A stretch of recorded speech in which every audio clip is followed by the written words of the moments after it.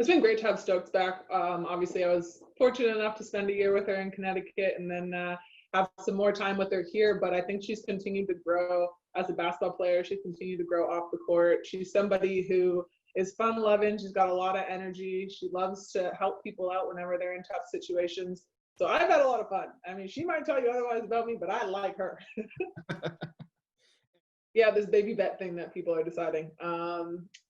I think it's been really, really fun to be a part of this. And every year, every team that I've played on, whether it be here or overseas, I feel like there's been a lot of change and there's been a lot of different role changes for me personally. So I've kind of embraced it as another challenge, another thing that I get to try to conquer as the season goes on. But I try to do a lot through example, lead by example, make sure I'm sprinting before I ask anybody else to sprint down the court. Make sure that I can help these guys out with the little intricacies of the game and the things that I've learned being around so many vets in my career. They're also young and they don't know a ton about personnel. I'm sure they've seen a lot of WNBA players on TV, but sometimes you're not paying attention to, tendencies and whatnot. So trying to give them little tidbits here and there for, scouting purposes. And they ask questions. So they're pretty good about that. So I give them any answers I can give them, I try to help with.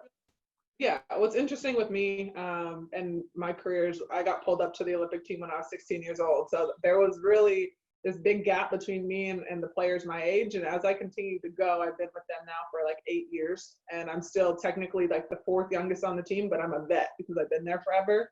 So I've started to really learn and understand, even at UConn when I started in my freshman year, to become kind of this like bridge person. And it looks the same pretty much here. Obviously, Leja, Kiah, and Amanda take a lot of the leadership and the talking and the vocal side of it. And then I'm kind of the in-between. I understand the importance of really having that disciplinary action as well. But I also understand when you're young, you have to try and figure it out. And sometimes you have to find your way, especially when there's a gap in age or there's a gap in experience. So for me, I've always learned one of the big things from UConn was when we were at the Final Four, coach always said, like, focus on basketball when it's time to focus on basketball, and then be a kid the rest of the time. Like, enjoy it, take in the experience. And I think that's something that's really big with sports nowadays is like everybody's just saying, be focused, do this, go to every trainer. You have to do specialization. Like, you don't experience any of the fun.